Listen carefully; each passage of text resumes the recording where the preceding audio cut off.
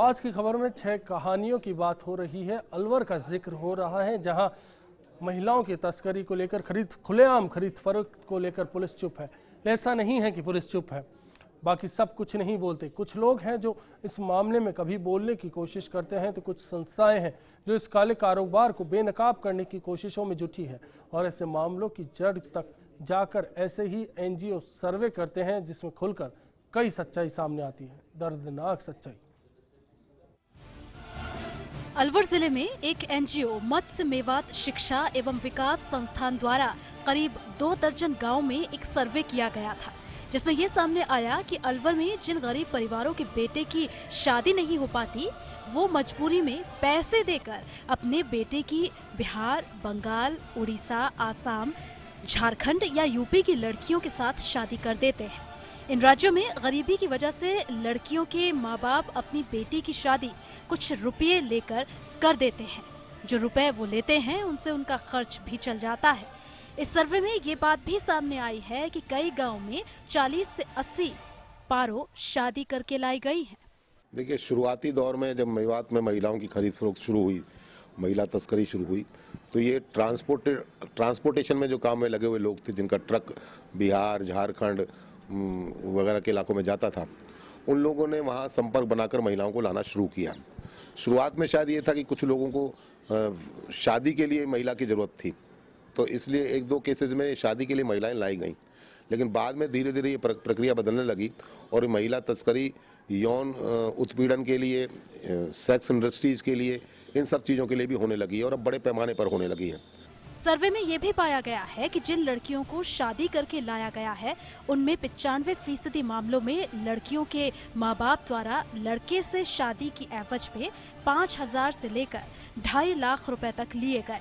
जो लड़कियां शादी करके यहाँ आई हैं, वो दुख दर्द झेलने के बाद भी अपना वैवाहिक जीवन जी रही हैं, जबकि 15 से 20% लड़कियों को दलाल और एजेंट एक से दूसरी और दूसरी से तीसरी जगह बेच देते हैं। शादी करने का मामला ज्यादातर एजेंटों के जरिए तय होता है। इस कड़ी में कुछ दलाल भी सक्रिय हो गए हैं, जो इतने मजबूत हो गए हैं कि फोन पर ही लड़कियों का सौदा करके शादी तय करवा देते हैं और फिर बाद में उन्हें बेच देते हैं। खैर, सर्वे अलग बात है। जब मामले की परतों को खंगाला गया तो एक और सच सामने आया। खरीद फरोख्त का शिकार कुछ महिलाएं शादी के बाद अच्छी जिंदगी बसर कर रही थी, लेकिन कुछ ऐसी बदनसीब भी हैं जिन्हें उन्हीं के पति ने फिर से बेच दिया।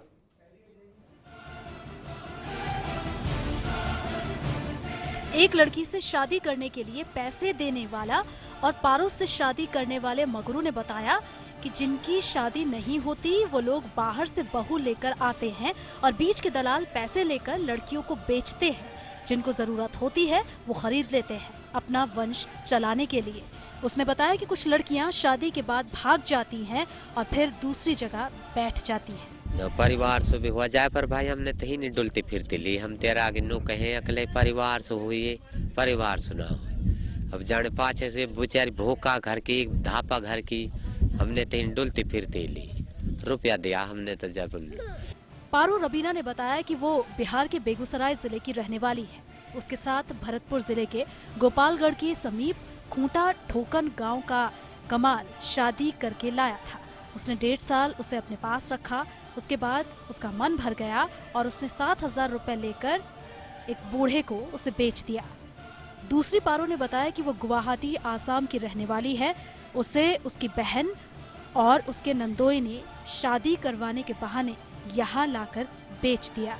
सीकरी गोपालगढ़ है ना, वो आदमी लाया था हूँ सु बिहार सो नुक आपलू लाया है ना, दोनों बाप बेटा गया, वो छोरा लाया आपलू वन सर बूढ़ल बेच दिया इसलू, जिसके 2 बाड़ा के वाल बेच दिया और फिर हिन रहे 2 बाड़ा के एक टीवी उबी इनके तो खेत दुनिया हर बार लगावे नु कहे हूं ने ऐसे बदा गरीब कैसे ही लगा ले नु कहे टीवी है वो देश में खूब अच्छा खावा अच्छा पहरे, जब हूं से ऐसे बका के लावे लाके भाई हिन भूखा ठहरा लोग कैसे ही होए।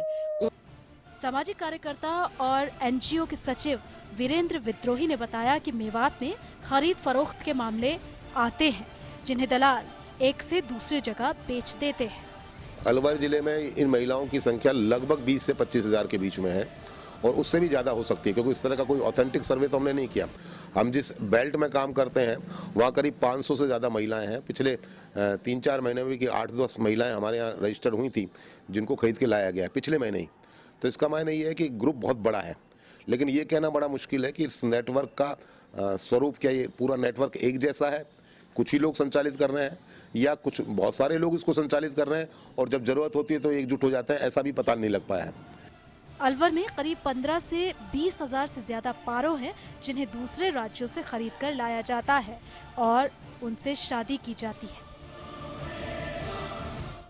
ऐसा पता लगा है कि मेवाड़ में लड़कियों और महिलाओं की खरीद फरोख्त का कारोबार ट्रक ड्राइवर्स ने शुरू किया था, जो कुंवारे लोगों को ढूंढकर उनकी मजबूरी का फायदा उठाते थे। लेकिन अब ये कारोबार बन चुका है और ड्राइवरों से दूर इलाके में अब दलाल पनप गए हैं। अलवर जिले समेत नज़दीक के इलाकों में लड़कियों की खरीद फरोख्त के मामले में ट्रकों से माल सप्लाई करने वाले ड्राइवर ज़्यादा लगे हुए हैं। बिहार, बंगाल, असम और उड़ीसा में गरीबी की वजह से लड़कियों की शादी नहीं हो पाती और मजबूरन उनके माता पिता अपनी बेटियों को 20 से लेकर 50 हजार रुपये में बेच देते हैं। उनकी शादी करवा दी जाती है। ड्राइवर शादी के बाद इन लड़कियों को कुछ दिन अपने पास रखते हैं और फिर कुछ दिन बाद सौदा फिर होता है। 50,000 से लेकर 2 लाख की कीमत लगती है और लड़कियों को फिर से बेच दिया जाता है। ड्राइवर के इस काम में हाईवे पर मौजूद ढाबे वाले और होटल वालों के जरिए पूरी मदद का ये किस्सा चलता है। ढाबा और होटल संचालक इस पूरे मामले में एजेंट की भूमिका निभाते हैं, कुछ कमीशन लेते हैं। कोटपुतली की और कांताबाई और हरियाणा के राजकुमार के नाम पूर्व में लड़कियों के बेचने के इस मामले में सामने आ चुके हैं। मेवात में बिगड़ते सेक्स रेशियो के चलते बलात्कार और महिलाओं की खरीद फरोख्त के मामले ज़्यादा सामने आने लगे हैं।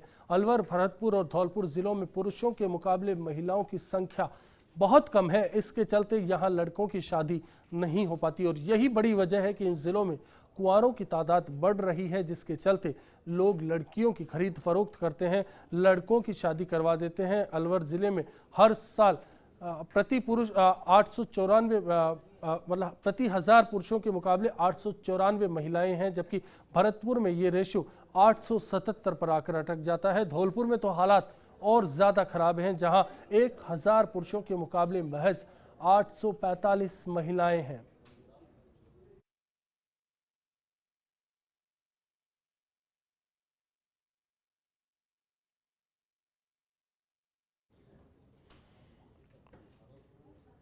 और इस पूरे मामले में सर्वे करने वाली संस्था मत्स्य मेवात शिक्षा विकास संस्थान के सचिव वीरेंद्र विद्रोही जी हमारे साथ फोन लाइन पर हैं।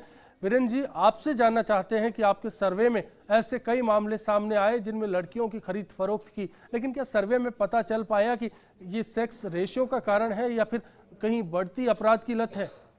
नहीं, इसको दोनों चीजों से जोड़ना चाहिए। ये सेक्स रेशियो का भी कारण है।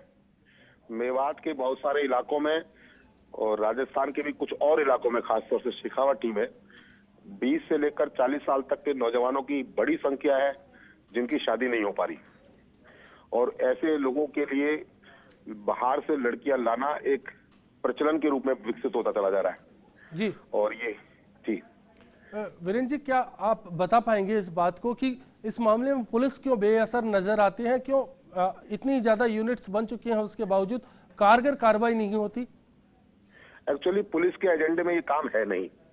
पुलिस इसको एक सोशल इविल मानती है। ऐसा ये मानती है कि सामाजिक अव्यवस्था के कारण ऐसा हो रहा है और अपराध की श्रेणी में नहीं आता जी। अपराध की श्रेणी में पुलिस तब मानेगी जब कोई FIR दर्ज होगी या कोई लड़की को सेक्स रैकेट के साथ अटैच कर दिया जाएगा जी। तो पुलिस तब जब उसको अपराध मानती है तब पुलिस कार्रवाई करने की कोशिश करती है।